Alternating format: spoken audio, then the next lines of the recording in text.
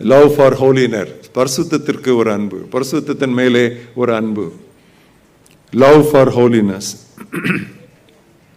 நாம் அடிக்கடி ஒரு பாட்டு பாடுறோம், தூய தூய தூயா, ஹோலி ஹோலி ஹோலி. அதை எழுதியது பிஷப் ஹீபர் என்பவர், ஒரு அருமையான தேவனுடைய மனிதர். பிஷப் ஹீபர் அவர் தான் எழுதினார் இந்த தூயா தூயா தூயா என்கிற இந்த பாடல், ஆங்கிலத்திலே ஹோலி ஹோலி ஹோலி. அந்த பாடலை பார்க்கும்போதெல்லாம் எனக்கு வர்ற அண்டர்ஸ்டாண்டிங் என்னென்னா, அது அந்த திருத்துவ தேவனை பற்றிய ஒரு பாடல். பிதாவாகிய தேவன் பரிசுத்தர், குமாரனாகிய தேவன் பரிசுத்தர், பரிசுத்தாவியானவருடைய தேவன், தெய்வியானவராகிய தேவன், அவருடைய பெயரே பரிசுத்தாவியானவர், அவர் நம்மை பரிசுத்தமாக்குகிறவர். இயேசு கிறிஸ்து இந்த உலகத்தில் இருக்கும் பொழுது பரிசுத்தமாய் வாழ்ந்தார். அது எப்படி சாத்தியமாயிட்டு தெரியுமா? திருவசனம் சொல்லுகிறது, நீர் நீதியை விரும்பினீர். You loved righteousness. நீர் நீதியை விரும்பினீர். அதனால தான் இயேசு கிறிஸ்து சொன்னார், நீதியின் மேல் அந்த அந்த அன்பு இருக்கணும். அது மேலே if you want to be Holi, நீங்கள் பரிசுத்தமாக இருக்க வேண்டுமானால் பரிசுத்தத்தின் மேல் உங்களுக்கு ஒரு வாஞ்சை இருக்கணும். பரிசுத்தமாய் வாழ வேண்டும் என்று ஒரு விருப்பம் இருக்கணும். நீதியின் மேல் பசி, நிதியின் மேல் இல்லை, நீதியின் மேல். நீதியின் மேல், not on riches but on righteousness, not on நிதி பட் ஆன் நீதி. நீதியின் மேல் பசி தாகம். பசி தாகம்னா இது என்னன்னா ஒரு பேஷன். வேற வேர்டு கிடைக்காம அதை போட்டிருக்காங்க, ஹங்கர் அண்ட் தர்ஸ்ட். ஒரு பேஷன், ஒரு passionate cry for the word of God and for holiness. பரிசுத்தத்தின் மேல் வாஞ்ச. நம்ம ஏற அநேகர் நம்ம பரிசுத்தமாக வாழலை தெரியுமா? பரிசுத்தத்தை நம்ம நேசிக்கவே இல்லையே. ஆண்டவர் பரிசுத்தத்தை நேசித்தாரே இயேசு கிறிஸ்து. நீதி விரும்பி அக்கிரமத்தை வெறுத்தார். எனவே தான் ஆனந்த தைலம் அவர் மேல் கொட்டியது. நம்முடைய வாழ்க்கையிலே இந்த பரிசுத்தம் நமக்கு இருக்கிறதா என்று சொல்லி நாம் பார்க்க வேண்டும். ஆரம்ப நாட்களில், ரட்சிக்கப்பட்ட ஆரம்ப நாட்களிலே நல்லா யோசித்து பாருங்க. ரட்சிக்கப்பட்ட ஆரம்ப நாட்களிலே ஒரு சின்ன பொய் சொல்லிட்டோம்னா, ஐயோ பொய் சொல்லிட்டோம்னு சொல்லி நமக்கு மனசாட்சி அப்படியே உறுத்தும். தவறான ஒரு காரியத்தை நாம் செய்துட்டோம்னு சொன்னால், ஐயோ செய்துட்டோமேன்னு சொல்லணும். ராத்திரி படுத்தா தூக்கம் வராது, புரண்டுட்டு கிடப்போம் படுக்கையில். என்ன ஆச்சுது? அந்த மனசாட்சியெல்லாம் எங்கே போச்சுது? ஒரு ஷார்ப் கான்ஷியன்ஸ் வச்சுருந்தோம்ல, ஒரு கூரிய மனசாட்சி வச்சுருந்தோம்ல, அதை எப்படி மழுப்பிட்டோம்? அதோடு ஆர்கியூ பண்ணுறோம். When you argue with your conscience become blunt. உங்களுடைய மனசாட்சியோடு நீங்கள் விவாதிக்கும் பொழுது உங்கள் மனசாட்சி மழுங்கி போகும். நமக்கு ஆண்டவர் கொடுத்துற மனசாட்சி தேவன் தந்த தீபம். அந்த தீபத்தை நம்ம ஃபூன்னு சொல்லி ஊதி அணைச்சிடக்கூடாது. பிறகு உங்களுக்கு என்ன செய்தாலும் அது தப்பாகவே தெரியாது. எல்லாரும் செய்கிறாங்க, நம்மளும் செய்வோம் அப்படின்னு சொல்லி வந்துடும்.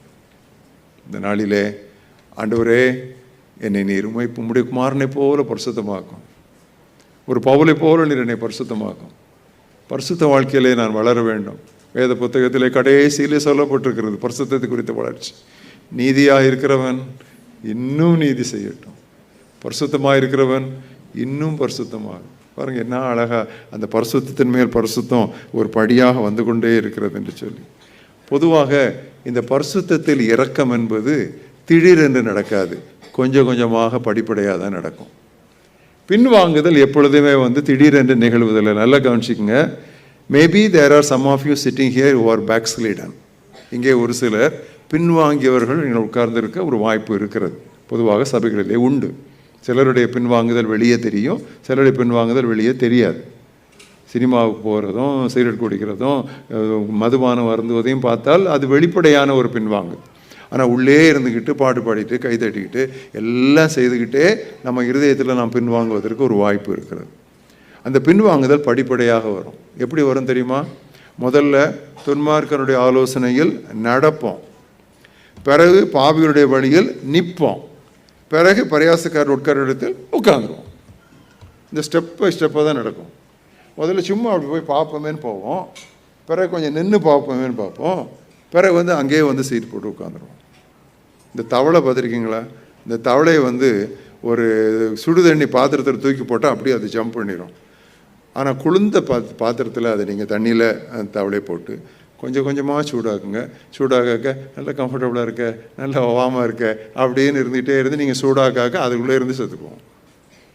இது சின்ன கிளாஸில் சொல்லி கொடுத்தது. இப்படி தான் கொஞ்சம் கொஞ்சமாக தான் வரும். அதில் என்ன இருக்குது, இதில் என்ன இருக்குது, பரவாயில்ல, இட்ஸ் ஓகே, சரி, எவ்ரிபடி இஸ் டூயிங் இட், அப்படி கொஞ்சம் கொஞ்சமாக படிப்படியாகிடும். சங்கீதக்காரன் அழகாக 19ஆம் சங்கீதத்தில் சொல்கிறான், திருப்புங்க.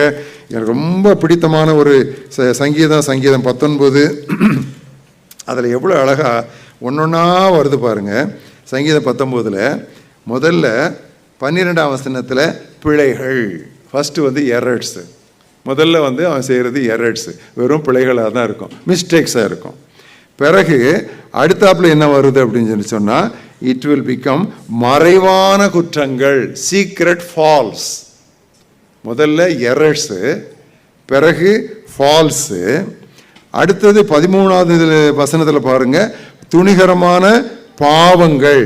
அதுக்கு பிறகு ப்ரிசம்ஷுவஸ் சின்ஸு. அதையும் தாண்டி போனால் அந்த 13ஆம் வசனத்தில் பின்பக்கத்தில் பெரும் பாதகம். அந்த ஸ்டெப் பை ஸ்டெப்பாக வருது பாருங்க. முதல்ல எரர்ஸு, பிழைகள், பிறகு வந்து குற்றங்கள், 3வது பாவங்கள், 4வது பெரும் பாதகம். நல்லா புரியுதா உங்களுக்கு? அது எப்படி ஸ்டெப் பை ஸ்டெப்பாக அப்படி இறங்குது பார்த்தீங்களா? எடுத்தவொடனே பெரும் பாதகம் யாரும் செய்ய மாட்டாங்க, எடுத்தவொடனே பெரிய பாவத்துக்குள்ளே போக மாட்டாங்க. கொஞ்சம் எரர்ஸு, பிறகு ஃபால்ஸு, பிறகு சின்ஸு, பிறகு வந்து இட் இஸ் கிரேட் டிரான்ஸ்கிரிப்ஷனில் வந்து அது நமக்கு முடிஞ்சிடும். ஆண்டவர் நமக்கு ஒரு எச்சரிப்பை இந்த நாளிலே தந்து கொண்டு இருக்கிறார். யோபை பற்றி அவனுடைய புத்தகத்திலே வாசிக்கிறோம், அவனை மாதிரி ஒரு நீதிமானே கிடையாது அப்படின்னு சொல்லி ஆண்டவரே சொல்கிறார். அப்படிப்பட்ட ஒரு நீதிமான் உலகத்தில் கிடையவே கிடையாது. பூமி எங்கோ அவனை மாதிரி ஒரு பரிசுத்தவான் கிடையாதுன்னு சொல்லி ஆண்டவரே சொல்கிறார். அதுவும் சாத்தான்ட்டு சொல்கிறார். ஸோ எக்ஸாஜரேஷன் கிடையாது, ட்ரூத்து தான் அவர் சொல்கிறார். ஆனால் அந்த 42ஆம் அத்தியாயம் வரைக்கும் நீங்கள் கடைசியில் வரும்போது யோபு என்ன சொல்கிறான் தெரியுமா? எனக்கு ஒரு பெரிய சவால். அழகாக அவன் என்ன சொல்கிறான் தெரியுமா? இது வரைக்கும் காதுனால தான் உம்மை கேட்டிருக்கிறேன், இப்போ என் கண்ணு உம்மை பார்க்குது. நான் தூளிலும் சாம்பலிலும் உட்கார்ந்து என்னை அருவறுத்து நான் மனஸ்தாபப்படுகிறேன். So far I have heard of you only through my ears. Now my eyes see you. So I abhor myself and repent in dust and ash. பாருங்க, ஆண்டவரே ஒருவனை குறித்து அவனை போல நீதிமான் யாரும் இல்லை என்று சாட்சி கொடுத்த பிறகு அவன் வந்து பரிசுத்தத்தில் வளர்ந்துக்கிட்டே இருக்கான் பாருங்க. பரிசுத்தத்தில் ஏன்னா அந்த லைட்டுக்கிட்ட போயிட்டே இருக்கான். கேண்டில் லைட்டில் இருக்கும்போது ஷர்ட்டில் இருக்க அழுக்கு தெரியாது, 40 வாட்ஸில் தெரியாது. கிட்ட போக போக போக ஆண்டவரிடத்தில் நெருங்க நெருங்க நெருங்க அங்கங்கே இருக்கிற அழுக்குகள் எல்லாம், ஆவியிலும் மாம்சத்திலும் இருக்கிற ஒட்டி கொண்டு இருக்கிற அசுசிகள் எல்லாம் ஒன்றொன்றாக வெளியே தெரிய ஆரம்பிக்கின்றன. அங்கதான் ஒரு கழுவுதல். அதனால தான் கல்வாரியின் அடியிலேயே நம்ம கிடக்க வேண்டும், அங்கேருந்து வெளியே போக முடியாது. இம்மானுவேலின் ஊற்று, இம்மானுவேலின் இரத்த வெள்ளம் நம்ம மேல அப்படி ஓடிட்டே இருக்கணும். இந்த கூழாங்கற்கள் எப்படி ஒரு ஆற்றின் அடியிலே கிடக்கிறது போல, தண்ணீர் அதன் மேல் ஓடிக்கொண்டே இருக்கிறது போல, அந்த இம்மானுவேலின் இரத்தத்திற்கு அடியிலே நாம் எப்பொழுதும் அங்கே தஞ்சம் புகுந்து கழுவப்பட்டு கொண்டே இருக்க வேண்டும். ஏன்னா இதான் அந்த வசனம் சொல்கிறது, the blood of the Lord Jesus Christ cleanses us from all sin. அது வந்து ஆக்சுவலா present continuous tense. It keeps cleansing us from all sin. நம்மை கழுவிக்கொண்டே இருக்கிறது என்பது அதனுடைய பொருள். அப்போ எப்படி அது கழுவிக்கொண்டே இருக்கும்? நம்ம அதிகமாக உணர உணர அந்த கழுவுதல் நமக்கு வந்து கூடுதலாக நம்ம வந்து கொண்டே இருக்கும். ஒரு அருமையான வாக்குத்தத்தத்தை நான் சொல்ல விரும்புகிறேன். நீதிமொழிகள் 14ஆம் அத்தியாயம் 18ஆம் வசனம். இதை நீங்கள் வாசித்திருப்பீங்க ஏற்கனவே. நீதிமொழிகள் 4:18. என்ன அருமையான ஒரு வாக்குத்தத்தம் சொல்லி பாருங்க. நீதிமான்களுடைய பாதை நடுப்பகல் வரைக்கும் அதிகமாய் பிரகாசிக்கிற சூரிய பிரகாசம் போல இருக்கும். என்ன அழகான ஒரு டெக்ஸ்ட் பாருங்க. The path of the righteous will be like the sun that gets brighter and brighter until the noonday. இன்னும் காலையில் சன் வரும்போது கொஞ்சம் மைல்டாக இருக்கும். ஆனால் வர வர வர வர அது பிரைட் ஆகி அந்த ஜெனித்துக்கு வந்த உடனே it has its full brightness. என்ன அது எப்படி இருக்கும்? நீதிமானுடைய பாதை அப்படி பரிசுத்தின் மேல் பரிசுத்தம், தூய்மையின் மேல் தூய்மை அவன் அடைஞ்சி அவன் வளர்ந்து கொண்டே இருப்பான். அதனால்தான் சர்ச் மீ ஓ காட் என்று சொல்லி அந்த அருமையான பாடல் அந்த பாடல் அவ்வளோ ஒரு அருமையான பாடல். என்னை ஆராய்ந்து பாரும் ஆண்டவரே.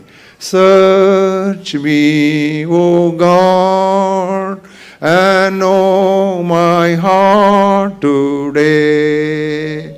Try me, O Savior, know my thoughts, I pray. See if there be some wicked way in me. Cleanse me from every sin and set me